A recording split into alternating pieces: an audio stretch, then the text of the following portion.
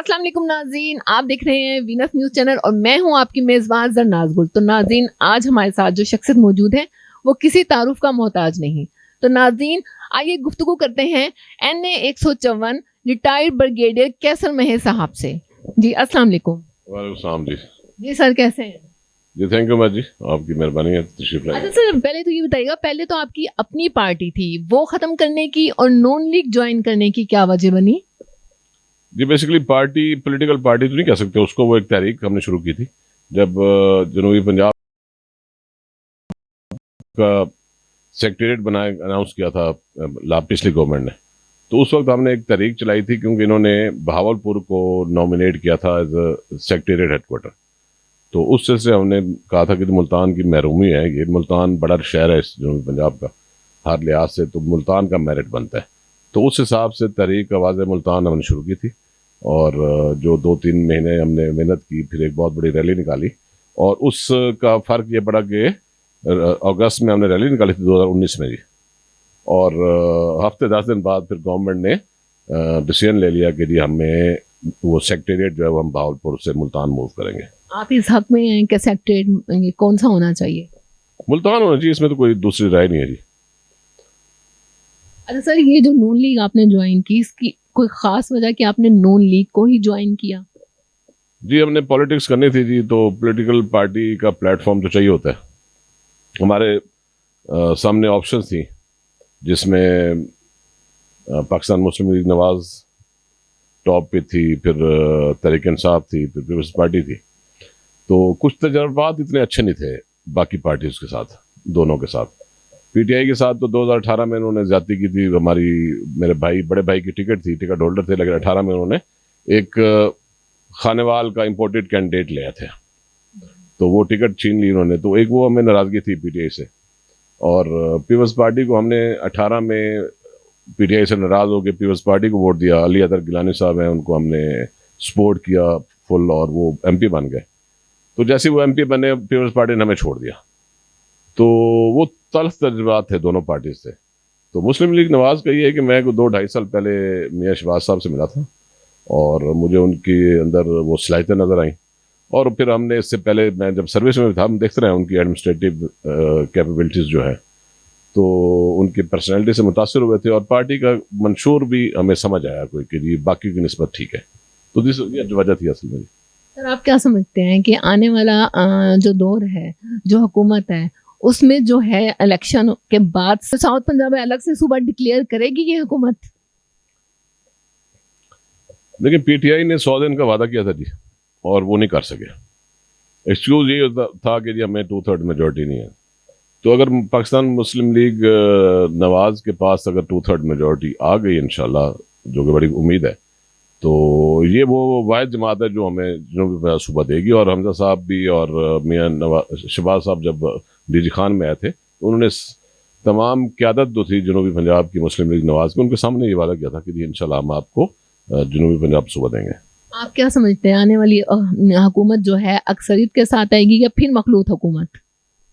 جو اس وقت حالات جا رہے ہیں جی، کچھ کہہ نہیں سکتے اس میں، لیکن اگر یہ تھوڑا سا سیٹل ہو گئی ہماری اس وقت جو مسلم لیگ نواز کی یا PDM کی جو حکومت ہے، تو اگر یہ تھوڑا سا ٹائم مل گیا ان کو، سیٹل ہو گیا، اور انہوں نے اکانومی کو کنٹرول کر لیا، تو پھر انشاءاللہ نیکسٹ الیکشن بڑی لیڈ سے اور مارجن سے جو ہے نا میجورٹی سے وہ اسمبلی میں آئیں گے۔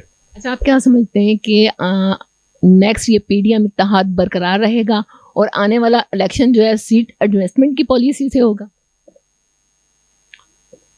دیکھیں برقرار اس سے پہلے بھی اتحاد اس طرح کے بڑے کم چلتے ہیں جی، تو ابھی کیونکہ ضرورت ہے ایک دوسرے کی، تو کچھ کہہ نہیں سکتے کہ کتنے مہینے چلتا ہے، لیکن ایک دن ختم تو ہونا چاہیے اتحاد یہ، اور ہر پارٹی کا اپنا الگ منشور ہے۔ جہاں تک سیٹ ایڈجسٹمنٹ کی بات ہے، میرا نہیں خیال کہ سیٹ ایڈجسٹمنٹس جو ہے نا وہ ہوں گی، کیونکہ پاکستان مسلم لیگ نواز کو پتہ ہے کہ جی جو پیپلز پارٹی ہے وہ جنوبی پنجاب میں آلموسٹ ختم ہے جی، وہ ایک سیٹ بھی نہیں نکال سکتے۔ اور خاص طور ملتان میں آپ دیکھ لیں تو سوائے یہ علی حیدر گیلانی صاحب والی سیٹ جو اس پہ ہم نے ان کو سپورٹ کیا، تو اگر ہم نہ کرتے تو یہ بھی ہار گئے تھے، ایک واحد سیٹ نکالے انہوں نے ملتان میں۔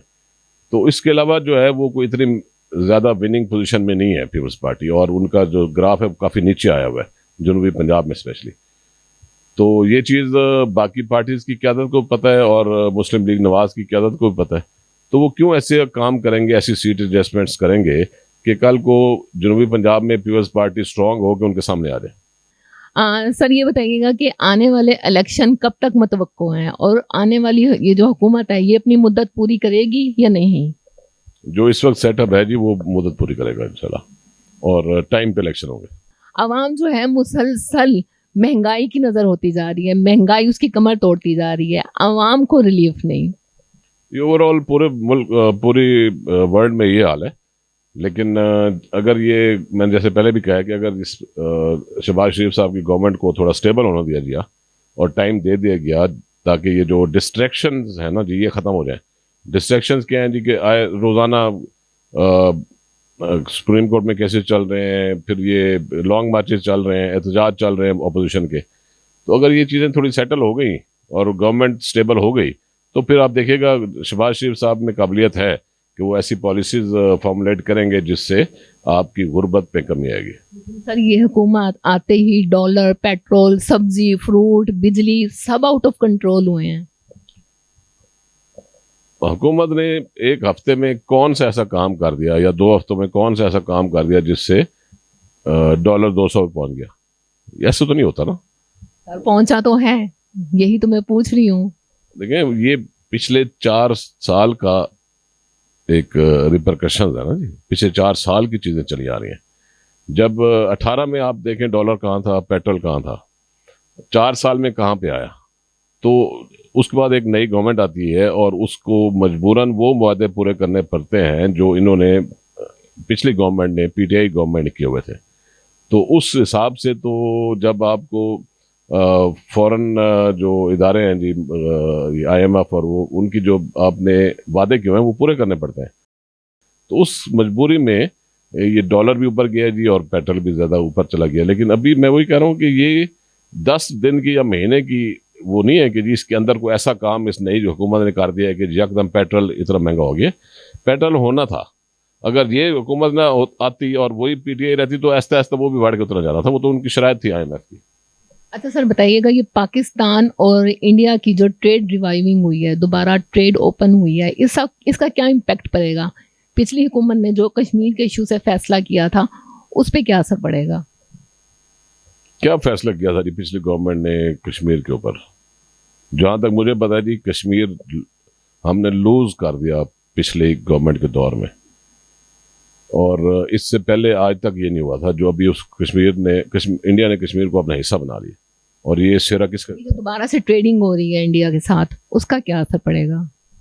جی جو میں کہہ رہا ہوں جی کہ کشمیر کو انڈیا نے اپنا حصہ ڈکلیئر کر دیا تو یہ سیرا بھی جو ہے وہ پچھلی گورنمنٹ کے سر پہ جاتا ہے۔ باقی ٹریڈ پالیسیز ہونی چاہیے جی، ہم اس کے حق میں ہیں۔ باقی ایشوز جتنے بھی ہیں وہ سارے کے سارے ان کی نیگوشیشن چلنی چاہیے، ان کے اوپر بات چیت ہونی چاہیے، ان کو ریزالو ہونا چاہیے، لیکن ٹریڈ میں ہمیں فائدہ ہے جی، میں تو اسی حق میں ہوں گا جی، اور گورنمنٹ کی بھی یہی پالیسی ہے کہ ہمارے ٹریڈ چلتے رہنے چاہیے۔ جب آپ ایک دوسرے چیزیں خریدنا شروع ہو جاتے ہیں، بات چیت شروع ہوتی ہے، تو اس سائڈ لائنز پہ آپ کے جو باقی ایشوز ہیں وہ بھی آہستہ آہستہ ریزالو ہونا شروع ہوتے ہیں۔ اچھا سر آپ کے علاقے میں ایجوکیشن کی کیا صورتحال ہے؟